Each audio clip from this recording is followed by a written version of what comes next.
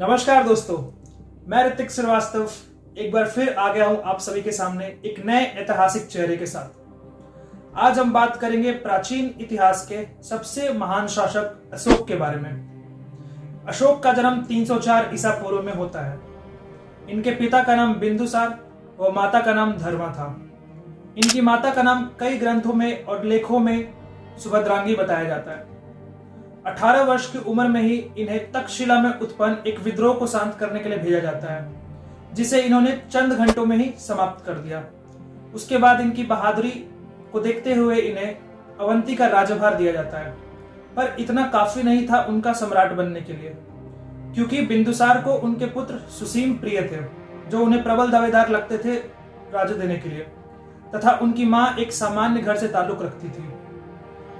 इसके पश्चात एक बार फिर से तक्षशिला में विद्रोह उत्पन्न होता है, जिसे शांत करने के लिए इस बार सुसीम को भेजा जाता है, किंतु सुसीम इस विद्रोह को शांत करने में असफल हो जाते हैं। जिसके बाद अशोक को दोबारा वहां विद्रोह को शांत करने के लिए भेजा जाता है और इस बार भी विद्रोह को वो कुछ घंटों में ही समाप्त कर देते हैं। और इसी बीच राजा बिंदुसार की मृत्यु हो जाती है और उसके बाद हमें देखने को मिलता है भाइयों के बीच में एक खूनी विध्वंस, जहां अशोक अपने 99 भाइयों को मारकर राजगद्दी पर बैठता है। 268 ईसा पूर्व में जब अशोक ने मगध साम्राज्य का राज्यभार संभाला, उसके बाद पूरे भारतवर्ष ने उसकी क्रूरता देखी। उसने अपने राज्य में कई प्रकार के प्रताड़ना देने वाले कारागारों का निर्माण करवाया, जिसका एक एग्जाम्पल अगम कुआं, जो कि पटना बिहार में स्थित है। अशोक इतना क्रूरतापूर्ण था कि उसे चंड अशोक के नाम से भी जाना गया। उसके लिए चीनी यात्री फाहियान ने कहा कि अशोक मानो नर्क से ये सारी प्रताड़नाएं सीख कर आया हो। अशोक ने फिर अपने राज्य का काफी बेहद पैमाने पर विस्तार किया, जहां उसने मगध साम्राज्य की सीमाएं उत्तर में हिमालय से लेकर दक्षिण में मैसूर तक फैलाया। वहीं पूरब में बांग्लादेश वर्मा से लेते हुए पश्चिम में प्रेजेंट डे अफगानिस्तान तक फैलाया। पूरे भारतीय इतिहास में ये पहली बार था जब दक्षिण के कुछ क्षेत्रों को छोड़कर पूरा इंडियन सब कॉन्टिनेंट एक शासक के हाथ में था। इसके बाद 261 ईसा पूर्व में हमें कलिंग का युद्ध देखने को मिलता है, जिसमें काफी लोगों की जानें जाती हैं, जिसे देखने के बाद अशोक का हृदय परिवर्तित हो जाता है और उसके पश्चात वो बौद्ध धर्म को अपना लेता है और अपनी क्रूरता और हिंसा भरी नीतियों को बदलकर धम्म की नीति को अपनाता है। धम्म यानी कि धर्म की नीति। और इसकी प्रेरणा उसे अपने भाई सुसीम के पुत्र निग्रोध से मिलती है, जिसने काफी सरलता से अपने पिता के हत्यारे को माफ कर दिया। जिसके पश्चात अशोक लुम्बिनी, सारनाथ, कुशीनगर, बोधि वृक्ष जैसे पवित्र बौद्ध स्थलों पर भ्रमण करते हैं। बताते चले कि लुम्बिनी, जो कि प्रेजेंट डे नेपाल में है, वो जन्म स्थल था गौतम बुद्ध का। बोधि वृक्ष, जो कि प्रेजेंट डे बोध गया बिहार में है, यहाँ बोधि वृक्ष के नीचे गौतम बुद्ध को ज्ञान की प्राप्ति हुई थी। सारनाथ, जहां गौतम बुद्ध ने अपना पहला उपदेश दिया, और कुशीनगर, जहां पे गौतम बुद्ध का निधन हुआ और उसके बाद उन्हें परिनिर्वाण की प्राप्ति हुई। इन जगहों से अशोक ने बुद्धिज्म के मैसेज को धम्म के थ्रू पूरे विश्व में फैलाने की कोशिश की। अशोक के कार्यकाल के दौरान ही हमें तीसरी बौद्ध संगीति देखने को मिलती है, जिसके अध्यक्षता मोगलीपोतिस कर रहे थे। मोगलीपोतिस वही थे जिन्होंने अशोक को बुद्ध धर्म में परिवर्तित किया था। अशोक ने अपने पुत्र महेंद्र और अपनी पुत्री संघमित्रा को श्रीलंका में बुद्धिज्म का प्रचार करने के लिए भेजा था। गौरतलब है कि कलिंग युद्ध के बाद अशोक अपने प्रजा के प्रति पूरी तरीके से सज्ज हो गए थे।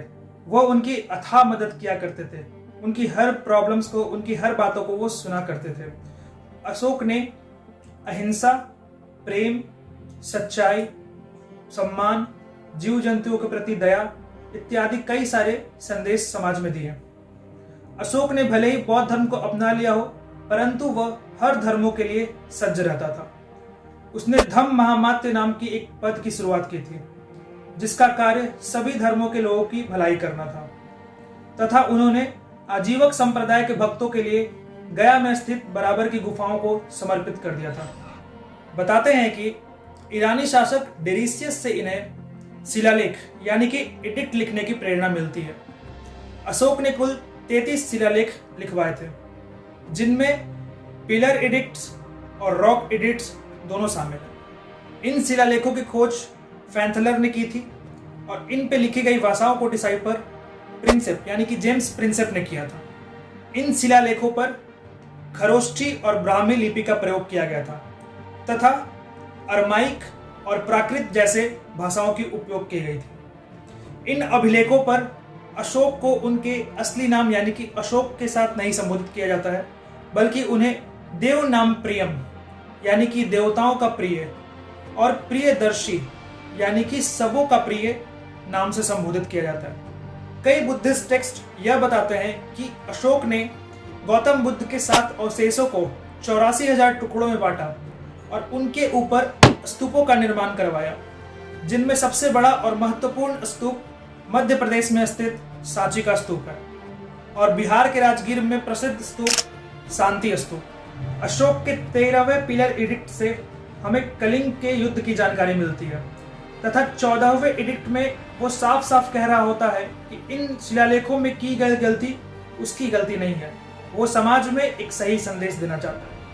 अपने अहिंसा और सॉफ्ट कॉर्नर पॉलिसी की वजह से अशोक का साम्राज्य यानी कि मौर्य साम्राज्य धीरे धीरे कमजोर पड़ने लगा और 232 ईसा पूर्व में 72 वर्ष की आयु में अशोक का निधन हो जाता है, जिसके बाद सबसे अंतिम मौर्य शासक बृहद्रथ को पुष्यमित्र शुंग के द्वारा मार दिया जाता है और उसके बाद मौर्य साम्राज्य समाप्त होता है। धन्यवाद।